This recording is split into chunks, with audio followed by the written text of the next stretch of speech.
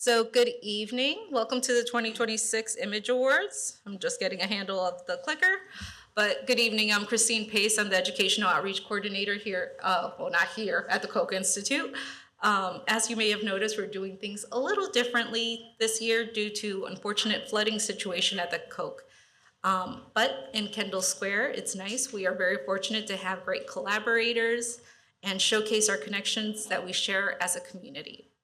That said, I'm very grateful to have found a space here with our friends at the Whitehead Institute, and I am very excited for the stories and research you're about to learn about.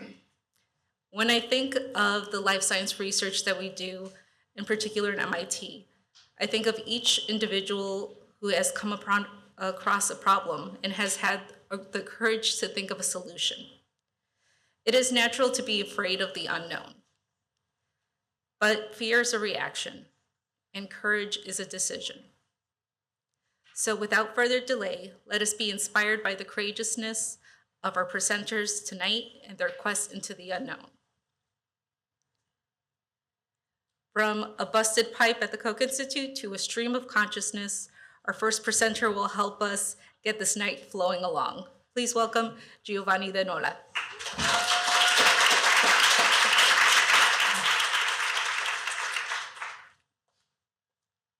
Good evening, everyone. Thank you for coming. And my name is Giovanni De Nola. I am a research scientist at the Peterson Nanotechnology Material Core Facility. And what I do for a living is to do advanced biological imaging. Or in other words, I take pictures of pretty beautiful things. And if there is something that we all know about taking pictures, is that we need to stay still. Otherwise, we're going to end up with something like this instead of that. And the same thing happens for biological samples. In fact, they need to be fixed. And to do that, most of the time we use these nasty chemicals that they do the job, but they also introduce some artifacts, and this is not ideal. So back in the 70s, a group of courageous scientists started asking, why don't we use water to fix our sample? Meaning, everything in life is dissolved in water. So if we freeze this water molecule, everything that is dissolved in it will also be fixed. However, there is a problem. Water expands, as we know from the pipes over there, and the same thing for the biological samples. If we try to freeze a cell, that will basically be turned to mush. And if we try to look at it at the electron microscope, we end up with something like this, that is not much to see, right? It's like we cannot barely tell that this is a cell. So these people started experimenting, and they discovered that if during the freezing we apply a very strong pressure for a short time, these water molecules will not have time to rearrange in a crystal and will freeze in place, forming what is known as vitreous ice. And with the water molecule, even everything that is in it will remain in place. And that's how they discovered high-pressure freezing. That is a very useful and powerful technique to study delicate processes like synaptic transmission, viral entry, and also the morphology of like very delicate organelles. And that's what I've been doing for a long part of my scientific life. And when, in the good day and the good alignment of the planet and everything works, the final result looks very much like this lava lamp, something that gives, even if it's static, because it's still a picture, it gives you an idea of something very dynamic and always changing in evolution. And if you don't believe me, just look at these mitochondria. Don't they look like, the bubbles in the lava lamp? It's like, it's just so beautiful to look at, even, And so before leaving, I just want to show you the original picture that inspired the photo that I submitted. So to give you some context, here we are inside a neuron. You have in the top corner the nucleus, and then you have this beautiful actin filament, you have some mitochondria, and as soon as I saw it, it's like, oh, this is a river. So I simply painted over it, I colored like coloring book, and the nucleus became a meadow with flower. Of course, the actin became the river, and then the mitochondria, the rocks, and all the various vesicles became the pebbles, and I called it stream of consciousness because, of course, it's a stream, and it's a neuron, so stream of consciousness. So thank you very much. And before leaving, I want to acknowledge the Swanson Biotechnology Center, the Koch Institute, and all the rest of my wonderful colleagues, Yoon, Peggy, and David, and Abigail, my boss. Thank you very much.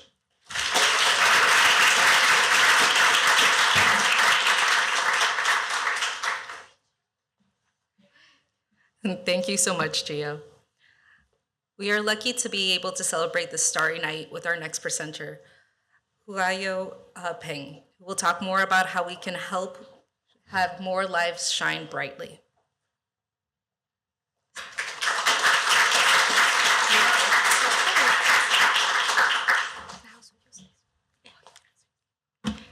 Thank you all for coming to this lighting talk. It's our great honor to have been selected. And then today I'm very excited to share this image, celebrating more starry night, more life shine bright. So this image shows a fallopian tube tissue section from a patient with BRCA2 mutations. Women with BRCA mutation have much higher lifetime risk, with up to 40% developing ovarian cancer. However, ovarian cancer is not limited to high-risk group. It also occurs in the general populations, where about 1 in 78 women will develop this cancer. The fallopian tube epithelium is a known origin of ovarian cancer. High-grade serous ovarian cancer is the most common and lethal subtype. This cancer usually develops through a precursor lesion called STIC. Initially start with TP53 mutations. It progresses and spread to the ovary and form tumors. Here show a real fallopian tube specimen that was collected after surgery and shipped from our close collaborator at Johns Hopkins Hospital. People usually use the C-film protocol to search for potential STIC lesions. Pathologists cut fallopian tube into tiny pieces. Then they examine hundreds of slides on the microscope to look for tiny STIC lesion by eye. This process is very dedicated and time-consuming because STIC lesion can be extremely small, sometimes less than 1 to 2 millimeters. So some early lesion may still be missed during routine screening. The difficulty in detecting early STIC is just one of the reasons that make this cancer so deadly. Most patients are diagnosed at very late stage because early change in fallopian tube usually silent. We also lack of efficient screening tool. Imaging methods like MRI or ultrasound cannot detect tiny precursor lesions. So all of these reasons highlight a critical need. We need to study this disease earlier and develop a new detection method for better prevention. In the Belcher lab, we always focus on developing a novel imaging technique for early detection and prevention, such as this OverSeq system that can scan the entire fallopian tube tissue. Building on our previous imaging effort, we are now advancing to a new high-resolution label-free imaging system. These systems enable image of live cells, tissue slices, and organoid sections without staining or labeling. So using this setup, we build our own unique biological optical data set and train an AI model to analyze these images, detecting cellular mutations, abnormal lesions, and other cancer-like behavior. The selected images were captured using our label-free imaging system. So the blue and green color you see are generated by our AI analysis, which the color gradient show the intrinsic optical properties of the tissue, such as intracellular mass density and the structural organization of the fallopian tube. So we hope this AI label-free imaging platform can accelerate doctors and pathology screening time and narrow down the focus region to find STIC earlier and quickly. So we are also designing and training our own transformer model, and we are currently fabricating a digital chip to support this platform. So in the future, we aim to detect mutations and abnormal lesions in real time from patient cells, tissue slices, biopsies, pap smear, etc., for better clinical translation.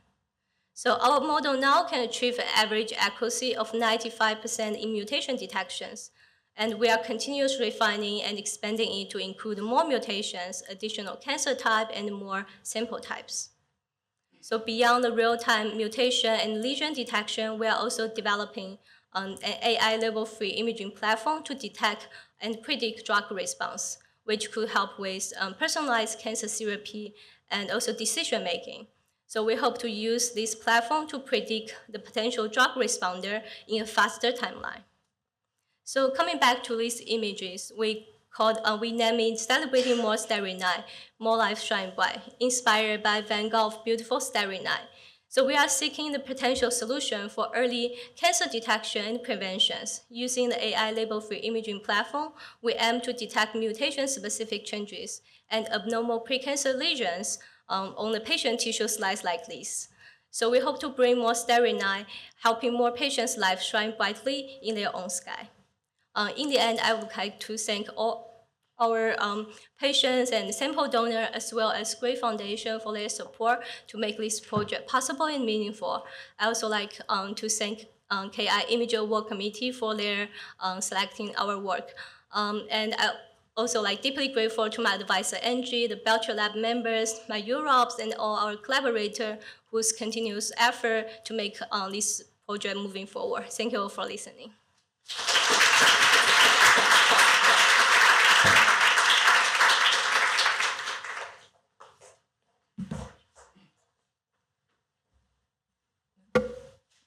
Thank you so much, Huayo. When following research, sometimes it's hard to make heads or tails of it. Thank goodness our next presenter, Daniel Pascal, will help explain the genetic coin toss of it all. Daniel?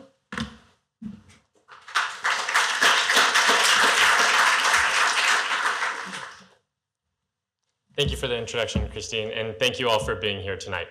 Like many of you, when I first wake up, I think about how can I get a caffeine fix and how can I get it as fast as humanly possible. Then I move on to my to-do list for the day. Sometimes that's doing laundry because I'm running dangerously low on how many socks I have left, or it's responding to emails that I've been dreading responding to. I wish I could clone myself, but unfortunately I can't yet, that is. And it would be great if one of me could go off and be working on the laundry while another one of me is brewing a pot of coffee, and another one of me can send those emails. Luckily for the bacteria that surround all of us, they can and do naturally divide, effectively cloning themselves into a genetically identical population. And so a biological question that we have is how can we engineer a population of cells to have some portion of them be metaphorically doing laundry, others sending off emails, and the rest of them brewing a nice Italian roast for you.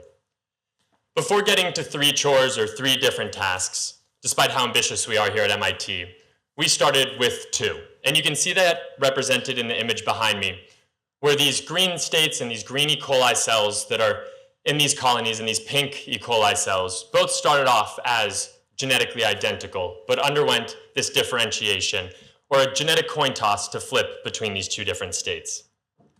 The way that this works in practice is that we start with a single bacterium that grows into a colony, and all of those cells are genetically identical.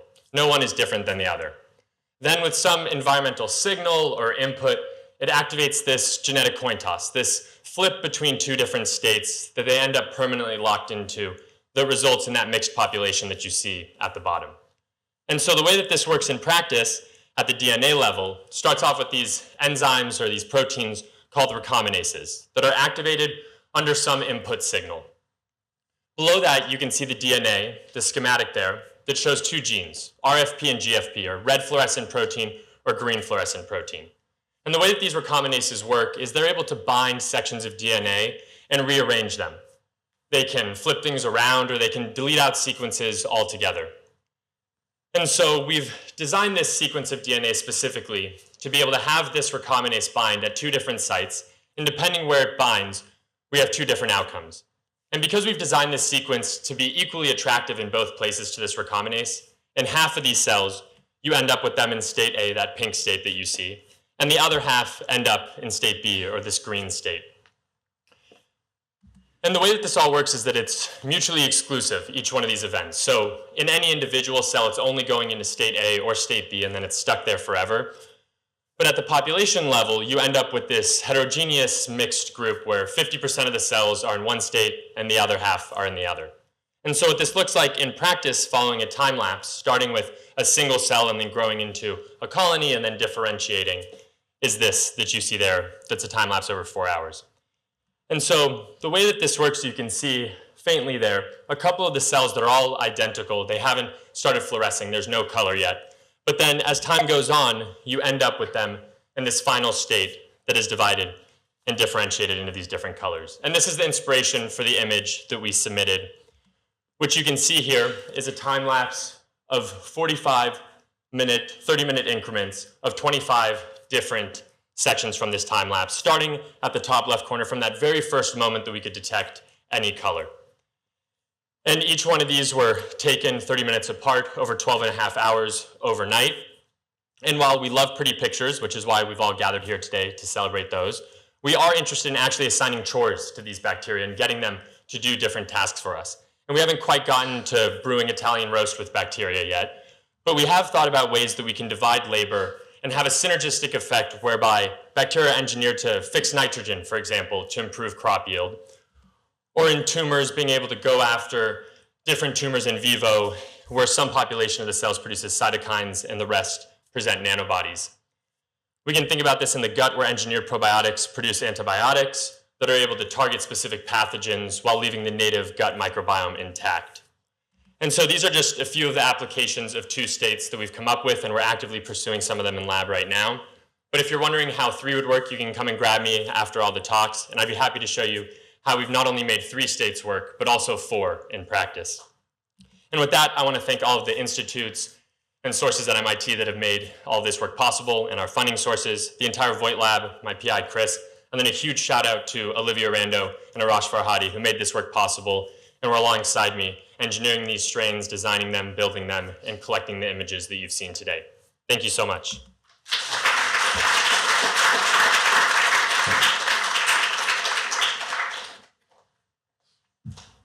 All right, thank you so much, Daniel. Our next speaker, Clara Fikri, could not be here tonight, but she has reported some words of wisdom so we could all learn how to be a little bit more flexible from an unlikely teacher.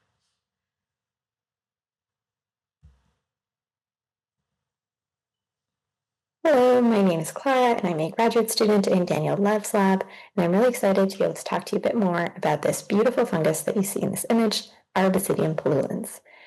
So what you see here are all cells of the exact same fungus, and you can appreciate that they come in a few different shapes. So these kind of long tube-shaped cells are what we call hyphae, and these smaller oval cells are what we call yeasts. And here is a cartoon drawing of all the different shapes that this fungus comes in, and it can also shift back and forth between these different ways of growing. You may not have heard of this fungus before, but it actually lives everywhere. It's found in oceans and soil, on plants, in Arctic ice. It's actually probably even in your house because it grows in house dust as well. We're not really sure how this fungus is able to live in such different environments, but one idea is that maybe the fact that it's able to grow as all these different shapes and shift back and forth between different growth modes is one of the things that allows it to adapt to all these different environments. Now, this fungus is not the only one able to produce different shapes. Our own cells also come in a variety of shapes, which you can see here, which raises the question of how do cells build all these different shapes that are important for their functions. One of the basic processes that's involved in that is called cell polarity, which just means if you start with something symmetrical and then you designate one part as different from another.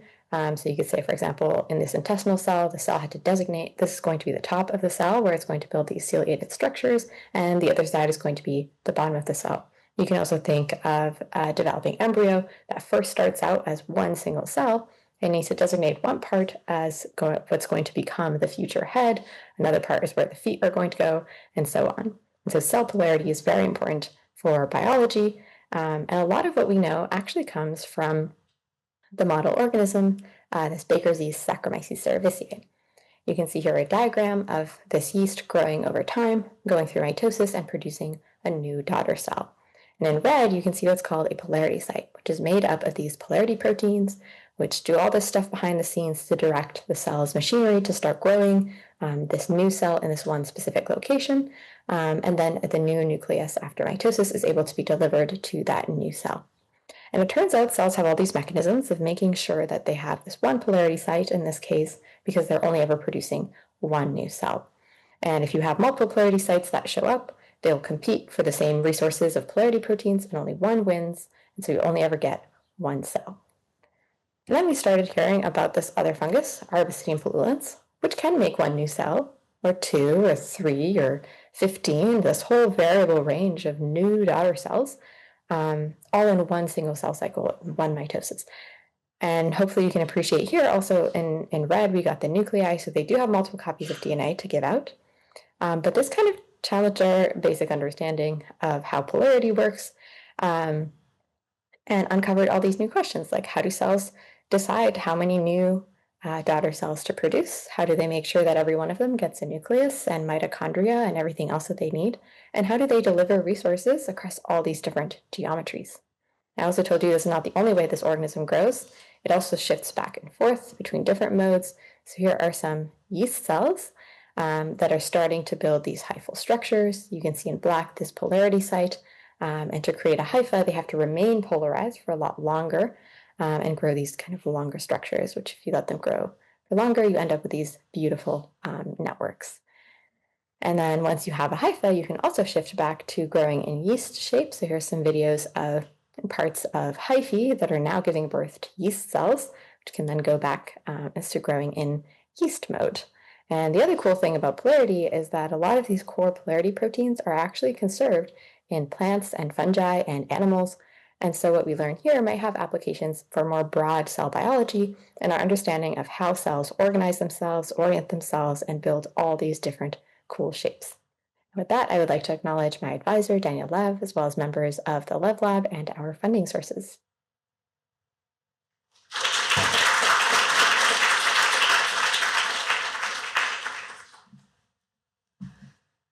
And so Clara did a beautiful job. And I would just say, now that we're loosened up, you may have thought, oh, that daughter cell was very beautiful. But our next presenter, Hannah Margolis, will explain to us about how some invaders care about what's on the inside. And isn't that what really counts? So Hannah, please explain our nuclear invaders.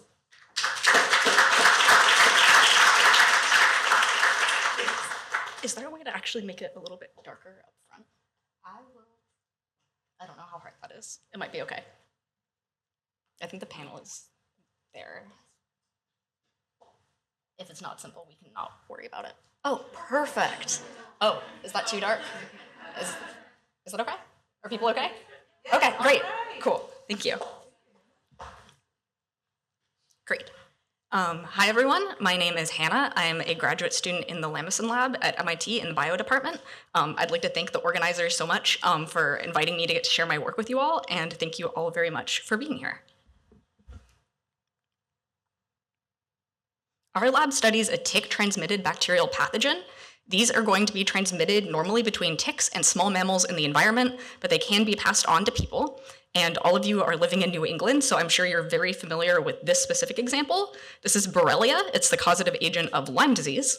And our lab studies a different tick-borne bacterial pathogen. They're called spotted fever rickettsia species. And as you might guess from the name, they cause what are called spotted fevers. While Lyme disease is the most common tick-borne disease in the US, these spotted fevers are some of the most deadly, not just in the US, but in the entire world. And they can have an untreated fatality rate of up to 50%, and even with treatment are still quite deadly.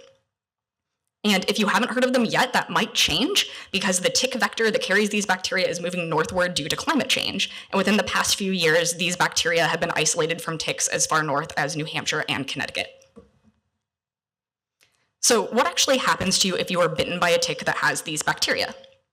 The bacteria are going to travel through your bloodstream from the site where you've been bitten, and they're actually going to target the cells that are lining your blood vessels. These are called endothelial cells. And these bacteria can actually adhere to and go inside of these endothelial cells, and they'll start to grow and divide. And as they do, they're going to cause damage to this tissue. This is going to cause your blood vessels to become leaky, and that gives rise to the characteristic spotted rash that you get with a spotted fever. As you might guess, having your blood vessels be leaky is not a good thing. It's going to cause your blood volume to drop, which will lead to a drop in blood pressure, and that can very quickly lead to multi-organ failure, which is what's ultimately going to kill you. And part of the reason that this is so deadly is we have a very limited understanding of the life cycle of these bacteria, which makes it very hard to come up with treatments. And I just want to hone in on the fact that these bacteria are inside the cells in your body. And very much like a virus, these bacteria actually have to go inside of your cells in order to hijack the machinery that they need to grow and replicate and survive. They're what we call obligate intracellular pathogens. And because of this, they have evolved all sorts of really crazy ways that they can hijack our cell machinery and use it for their own nefarious purposes. And the goal of the Lamison Lab is to really understand how these bacteria can do this and how we can better understand that to help treat this disease. A particularly crazy example of how these bacteria can interact with our cells is they're some of the only ones that are known to be able to go into the nuclei of the cells that they invade. And this is pretty wild. If you remember from the last time you took biology, your nucleus is where your genetic information is kept. And so your cell is normally very careful about what is allowed into this compartment, into your nucleus, and even has this entire envelope, the nuclear envelope, that surrounds your genetic material and helps to keep it safe and separate from the rest of the cell. And our lab does a lot of fluorescence microscopy, and this project really started because I started seeing examples of things like this. So these are human cell nuclei, where you can see the nuclear envelope in cyan, and there are these bacteria in magenta with those green tails, and they are swimming in circles with your genetic information around the nucleus. And this is really crazy, and the more that I stared at it, the more I just wondered, how can something this big be going into this nucleus, and why would it want to be here? There we go. And I had a hypothesis, which is that these bacteria could actively get into these nuclei by pushing their way into this membrane. And so it would look something like this. And we turned to one of the most powerful techniques we have in cell biology to answer this. It's called live microscopy. And this just enables us to look and see if we can catch these bacteria in the act of actually getting into nuclei to see how they can do it. And to achieve this, we took cells that had fluorescently labeled membranes. In this case, we labeled a lot of the different membranes in the cell, but also the nuclear envelope. And then we infected them with different colored fluorescent bacteria so we could look and see what was going on. And the image that I submitted for this contest was actually a snapshot in time from one of the first movies that I took to try to figure out how these bacteria were getting into nuclei. And what you can see here are the outlines of cells, just to orient you. So you can see there are a lot of membranes labeled. The nuclear envelope is where this new dotted white line is. And so the nucleus is the black circle in the middle, and you can see these examples of these really large protrusions with many magenta bacteria inside. And what we're looking at here is a single slice through these cells. Cells are complex 3D objects. And so you can imagine if you looked along the side and then you took that slice off and turned it. That is what we are seeing here. And I want to actually show you the movie that I took that helped us to figure out how these bacteria get into the nucleus. And so to do that, we're going to focus in on this cell, and we're going to rewind the movie back to the start, and I'm going to play it. So this is the same cell. We've just gone back all the way to the beginning. The nuclear envelope is again where that dotted line is, and you can see all of those bacteria inside of that nuclear protrusion. And I'm going to go ahead and play this movie. So you can see that the bacteria are really trying hard to get into this nucleus. They're pushing on this membrane. And here it will freeze, so that's where I took the snapshot. And shortly after this, the bacteria actually broke out of that membrane and became free in the nucleus. And so here are some examples of these bacteria. They're now in the nucleus where the DNA is swimming around. And the movie actually didn't end here. So if you keep watching where the red arrow is, something really surprising happened that we weren't expecting.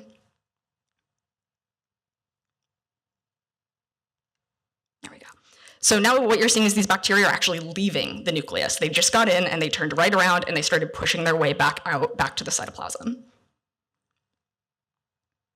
And so what I've told you about are these bacteria, these rickettsia. They're these very understudied and deadly tick pathogens. They invade the cells in our body in order to survive. And it turns out they can actually go in and out of the nuclei within our cells too. And this is very unique to them. And so the rest of my PhD has been really focused on understanding how these protrusions can be formed by these bacteria and how our cells are able to survive this very violent-looking process. And with that, I would like to thank you all. I would like to thank the members of my lab for their support and everybody who's contributed reagents and technical advice and very important funding for us to be able to do this work. Thank you.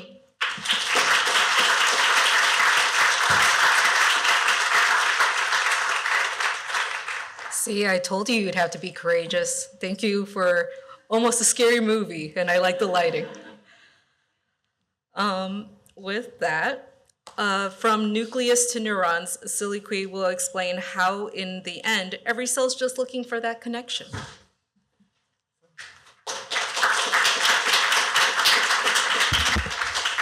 Thank you, Christine, and thank you everyone for coming. My name is Zili. I work at Guo Pingfeng's lab, just across the street at the McGovern Institute. And yeah, golden neural bloom. This image is part of the project where we develop gene editing therapy for Rett syndrome. So I'll probably start with a little bit of background knowledge about the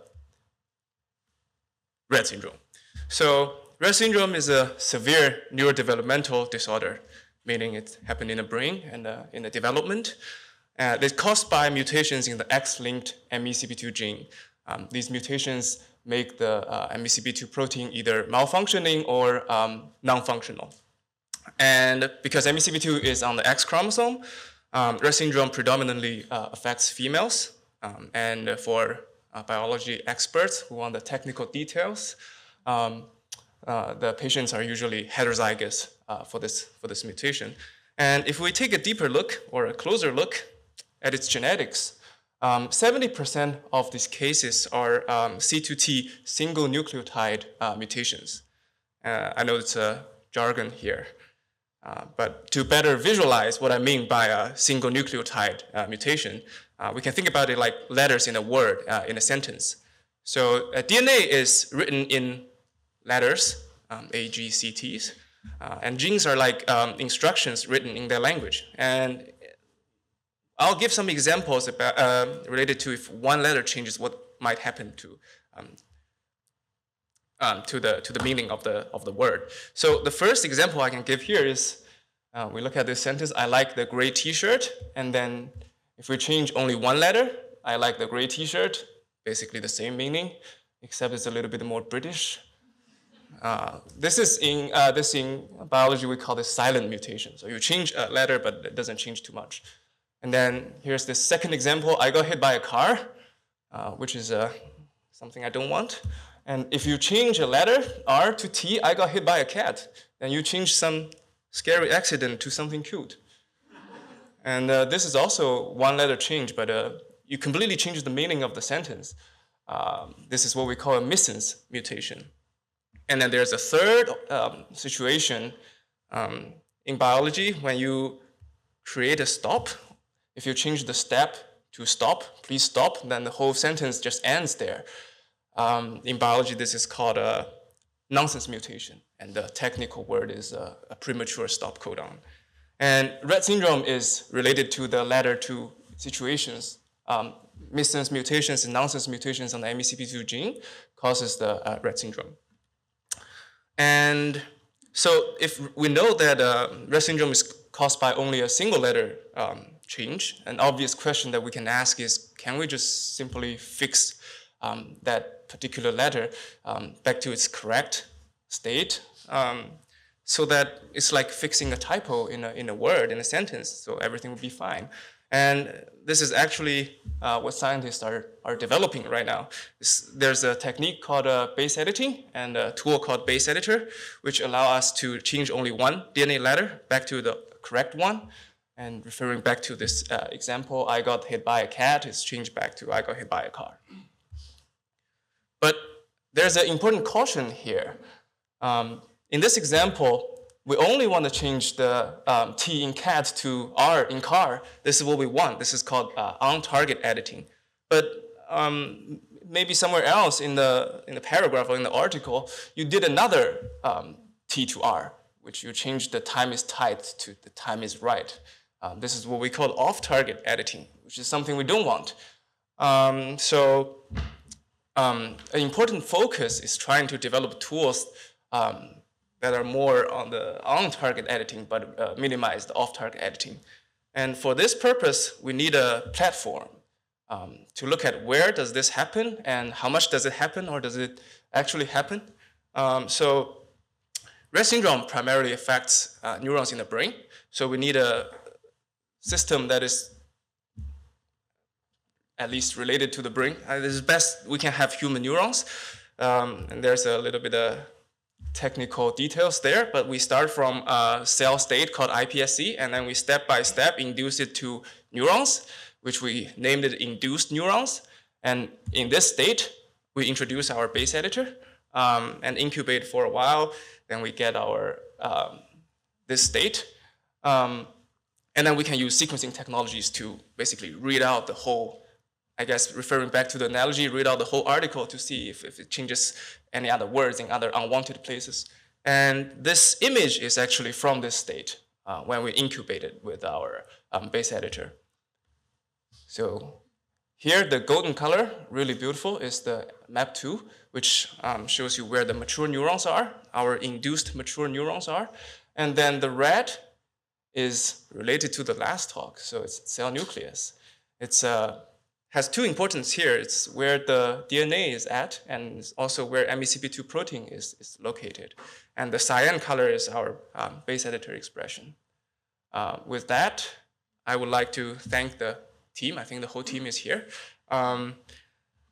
Josh is an expert in microscopy, helped me a lot in taking this beautiful image.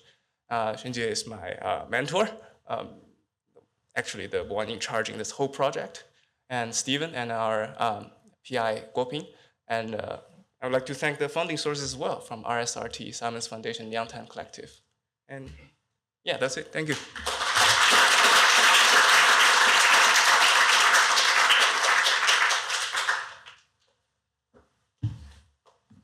Thank you, Celie.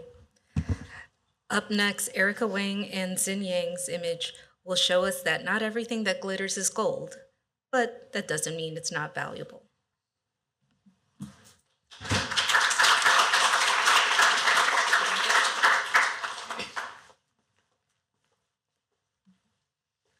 All right. Good evening, everyone. My name is Xin, and this is Erica. It is truly an honor for both of us to be here tonight. And although both of us has moved on from MIT and started our own career, and I'm currently assistant professor at K-State, and also Erica already in the process of starting her own new lab. We are especially grateful for this chance to reconnect with the KI communities and also MIT community, and to meet with so many old friends and our colleagues. And we would like to begin by sincerely thanking the MIT Image Award Committee for recognizing our work. And we are very excited to share not only this image, but also the biomedical idea behind it. And today we are going to presenting this work, which is that the dual scaffold, a programmable drug-eluting stain, a platform designed to support the healings after a heart attack through localized and programmable drug delivery. When people think about the life-threatening disease, a cancer often comes to the mind first. But globally, the cardiovascular disease, remains the leading cause of the death. The heart disease causes nearly 9 million deaths every year, accounting for about 1 in 6 deaths worldwide. And a heart attack happens when a coronary artery becomes blocked, cutting off the blood supply to the heart.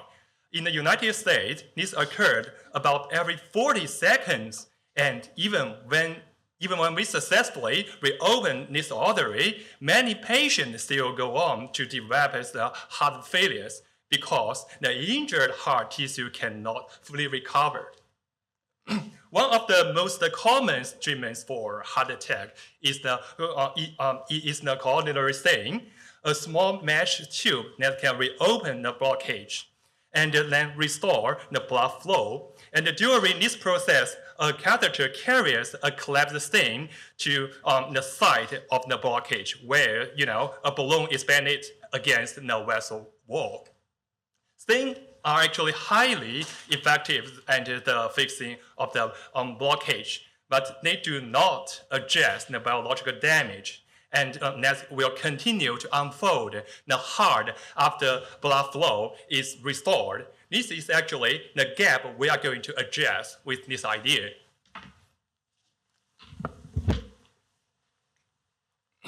So after the initial injury, the heart actually goes through a series of stages. And ideally, it will require different therapeutic interventions at different times. And staged and localized therapies have been extensively discussed in the cardiac space. But until now, the technology to achieve this level of control hasn't been really available. So this really motivated us to develop timed off-temper intervention with microparticle delivery and encapsulation and delivery system. This is an implantable patch that is capable of releasing different cardiac regenerating agents in a fully programmable sequences for heart attack. And building on this work, we started to wonder whether the timed system can be directly integrated into a coronary stent, so we could deliver post-IMI therapy in a non-invasive manner, right when the artery is just reopened. So to do that, we designed this 3D lattice scaffold that forms the stent body. And we 3D printed this prototype and integrated this tiny pockets, across the stent body, so they're not really interfering with the radial expansion. And we then use a PLGA, an FDA-approved polymer, to fabricate these microparticles with this tiny central reservoir, which can be then loaded with different therapeutic compounds. And each of these particles can be sealed with a cap, which then degrades over time, enabling pulsatile drug release. And by tuning the material properties of these caps, we can precisely control timing of each release event. And finally, we color code each particles to mark different release timing, and we specially arrange them into these pockets across the stent body, creating this jewel-like structure you see in our image, where each gemstone represents an individual delivery event. And eventually, this really comes down to whether our device can actively guide how heart generates. So building on our timed work, we observed a pretty remarkable 50% reduction in infarct size, as well as a twofold increase in neovascularization, as you can see from our the right stent blood vessels, all suggesting our device can really meaningfully reshape how heart regenerates after a heart attack.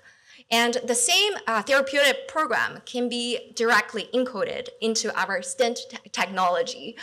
And we expect to see further enhanced tissue regeneration and restored function, even without invasive surgical implantation or reverse remodeling.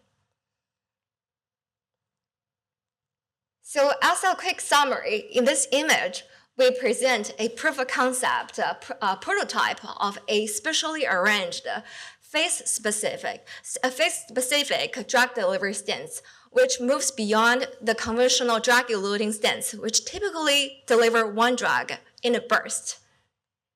And moving forward, we are working to fine-tune the release timing and different therapeutic combinations to develop more clinically aligned treatment for IMI or heart attack.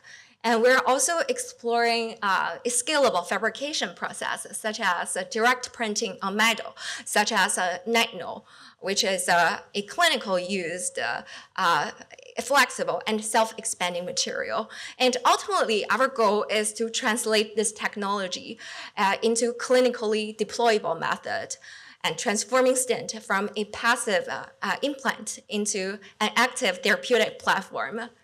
And with that, we'd like to thank Anna and Bob for their incredible support.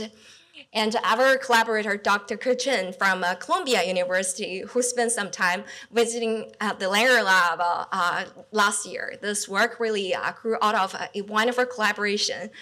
And lastly, we would like to thank everyone in the Langer Lab and Jack Lannon group for their support along the way. And lastly, I'd like to give a special shout out to my daughter, Kira, as I took this image with Xing when I was 6 months pregnant. So she's also part of our team, technically. And lastly, thank you so much, everyone, for your time. And thank you for selecting our image.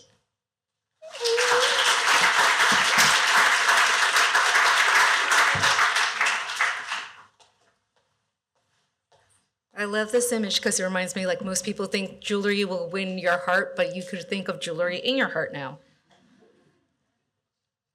Oh, and I also want to show the foundations. Sorry. Up next, Stephanie, you will share how the sweet details sometimes reveal darker secrets. Stephanie?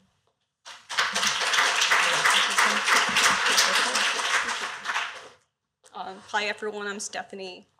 So we're a team that review the darker secrets from like the sugar galaxy exploration.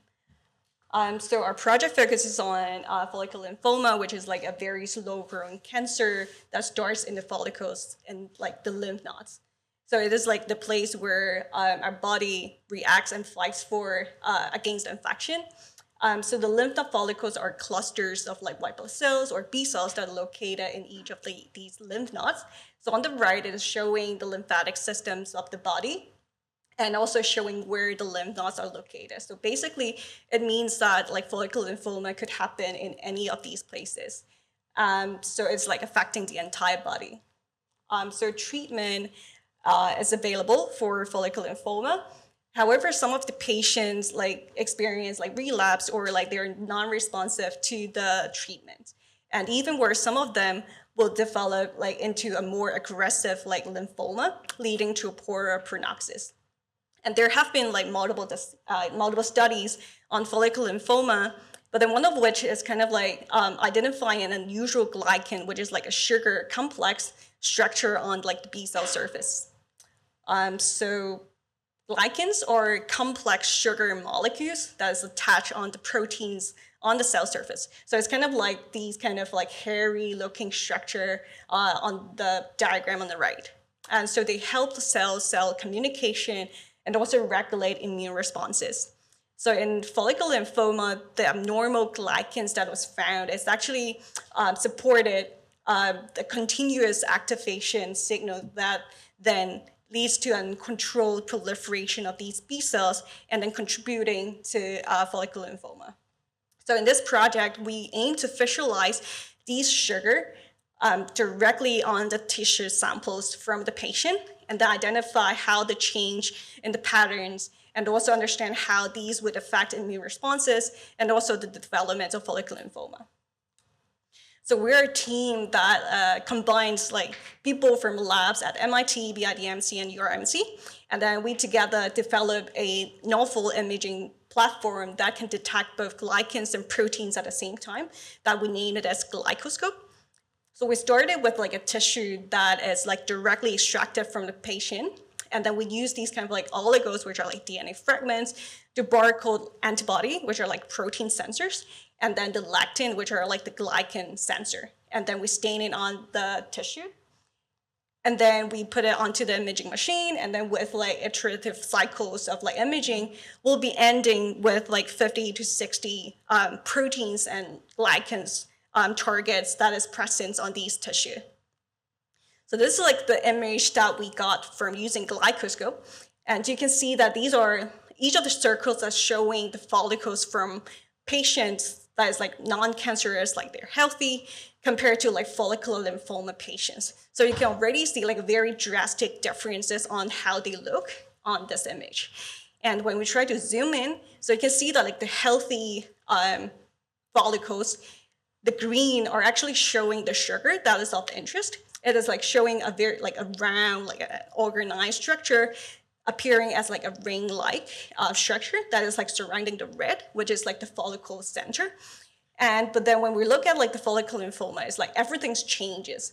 So the organized structure is being like disrupted, and then like the green is kind of like going into the red. So you can see a mix of the green and red together. So it's kind of like a very distinct disease-specific glycans redistribution. And later on, we found that this redistribution is actually important to suppress immune responses and leading to a more pro-cancer microenvironment in follicular lymphoma. And then we're now continuing with this disease, with this project, and then applying glycoscope into more of like the patient samples, and then trying to link whether this redistribution of glycans is linked to the severity of like the disease, and then which we can help with like patient stratification and also the early detection of this cancer. So with that, I would like to thank all our funding sources, like really supporting us to push this forward, like push this project forward. And yeah, thank you so much for coming in tonight. And yeah, we're the Sugar Galaxy like exploration team. Thank you.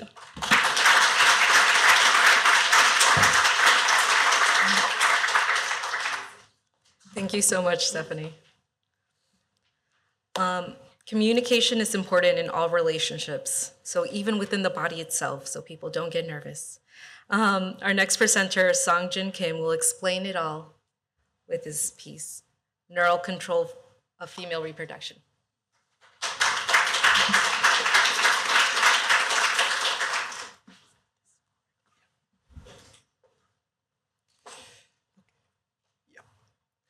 Thank you for kind introduction and giving me this opportunity to share my image today. My name is Songjin Kim from Sarah Fresco Lab. I'm very interested in female reproductive system, particularly in how the peripheral nervous system can modulate the female reproduction. Among the many aspects of the female reproductive physiology, I'm very interested in the female reproductive transitions. Across the life, there are three major transitions. The first, the reproductive system starts with the puberty, and then it needs to maintain their reproductive function for many years, and then it ends at the menopause. Here, I want to ask one question. Did you actually notice when your puberty started or finished? Probably not, right? So even though most people do not realize this transition, somehow the body regulates them precisely. So, however, we don't still understand how does the body sense and regulate the timing of the reproductive transition. I'm very interested in this fundamental question, and I'm expert in the neuroscience, so I want to explore with the neuroscience with this kind of reproductive biology. Over the last decade, many studies have revealed important body-brain communications. So, including the breathing, baroreflexes, and also some insulin secretion, of course, some nutrient sensing from the gut. However, the reproductive physiologies remain a major blind spot in this framework. So I believe that some of neural fibers are very important for the reproductive transition or reproductive physiologies. As a first step, I wondered that the reproductive tract is actually innervated by the nerve fiber or not. So I performed the whole organ clearing and the staining of the female reproductive tract. So when I stain with the neural marker here shown in the green color and magenta, as you can see, there are so many neural fibers are running throughout the whole reproductive tract. Looking more closely here, so here is the ovary and oviduct and uterus area, and of course the lower part of the reproductive tracts are all innervated by the nerve fiber. So, however, the functions of these fibers are largely underexplored. So I think some of these fibers could affect some reproductive physiologies. So I'm currently want to find what function do they have. So here is my idea from my talk. Yeah, actually the reproductive tract should tell something like that. Hey brain, it's time to begin, maintain, and end our reproductive states. And then your brain need to give a feedback for their female reproductive state. So for more than 8 centuries, the hormones are known for the main signals between the reproductive tract to the brain. However, they have some limitations because the hormones are travel throughout the blood. It means that it is relatively slow, and then they can affect everywhere in the body, not specifically for the reproductive tract or the brain. In contrast, the neural pathway can provide much faster and more targeted communication. So I think some of neural pathways are very important for the reproductive physiology. So I can explore some missing mechanism in the field of reproductive biology. So this is my end of my presentation. Actually, I'm very happy to share my image because this image is my first step of my research. So please stay tuned my future research. And thank you for all my lab members and our funding sources, and especially my postdoc advisor, Sarah Prescott. Thank you.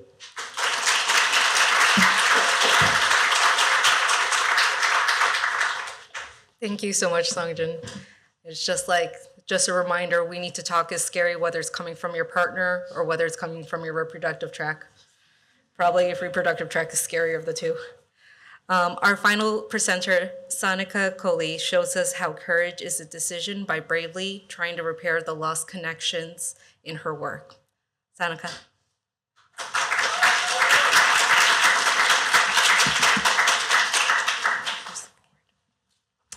Thank you so much. Hi, I'm Sonika. I'm a second-year graduate student in the Ramen Lab in the Meki department, and I'm very honored and excited to talk about the work behind this image, repairing lost connections. So my project is about peripheral nerve injury, which is an unfortunate reality for many of us.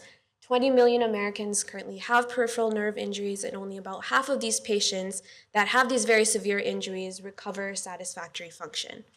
And you can get a peripheral nerve injury from various sources, some of which I've listed here, but mainly through traumatic injuries or surgical byproducts. However, our peripheral nervous system has this remarkable ability to regenerate itself. Yet we still see such a big disparity in poor patient outcomes. So why is this? So I will be giving a quick background on how our peripheral nerves regenerate. I will specifically be focusing on motor neurons. These are a type of peripheral nerves that innervate organs like muscle and allow us to have voluntary movement. So after injury, the first step is removing all the injured fragments. And this process starts to break down when you have really large injury gaps or very severe injuries. If this process happens successfully, then you move on to the growth phase, where this structure called a growth cone forms at the end of the growing neuron and traverses this complex environment. Again, in very serious injuries, you often have scarring or other complications where this can be rendered incomplete. Lastly, if all goes well, you will have correct reinnervation, and our growing nerve will be able to reestablish its connection to its organ. However, again, with serious injuries, sometimes this doesn't occur, which can lead to poor functional outcomes. I'm very early on in my PhD career, but I'm very interested in the second step of this process. Previous research has shown that environmental cues like mechanical stimulation play a big role in guiding this growth cone when it's regrowing. So that begs me to ask the question, how can we leverage this mechanosensitivity of motor neurons to improve recovery after trauma? Like I said, I'm very early on in my career, but I hope to investigate this question by creating an in vitro platform to look at motor neuron injury. I want to apply targeted mechanical stimulation and then investigate the resulting regeneration, hopefully. So now with this in mind, I want to talk more about what was happening in my image. So in this picture, I'm growing two motor neuron spheroids, which are those circular objects you can see. Spheroids are a type of tissue culture technique that is commonly used where you basically allow cells to self-aggregate into 3D clusters. And I embedded these cells in a soft hydrogel called fibrin, which is made up of materials we already naturally find in our body.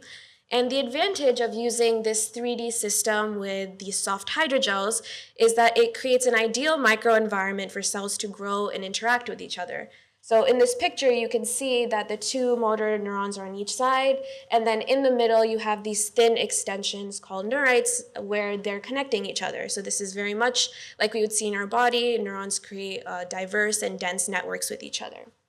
Then, unfortunately, I inflicted the injury, separating the two from each other using a biopsy punch. And very clearly, you can see some obvious differences before and after injury.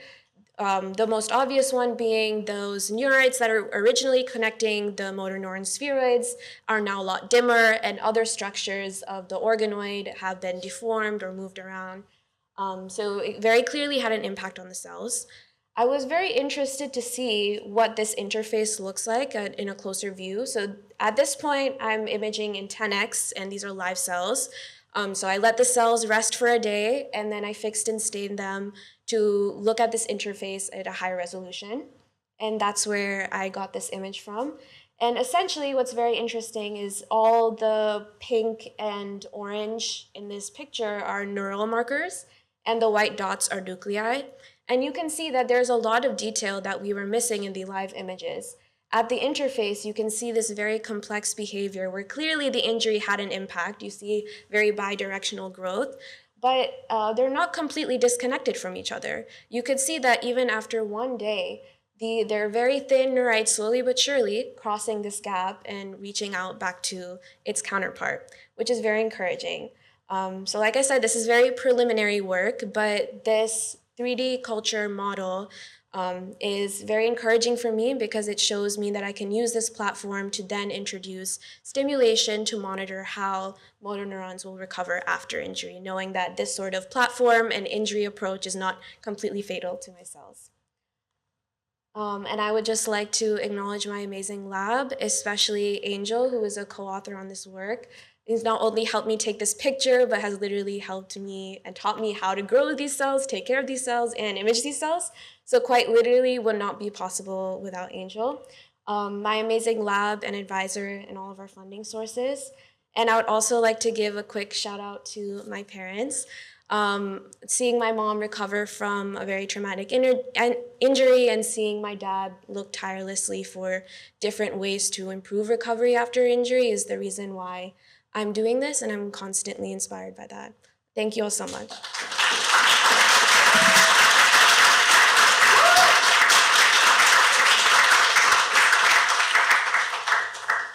Thank you so much. Can we give a round of applause to our speakers tonight?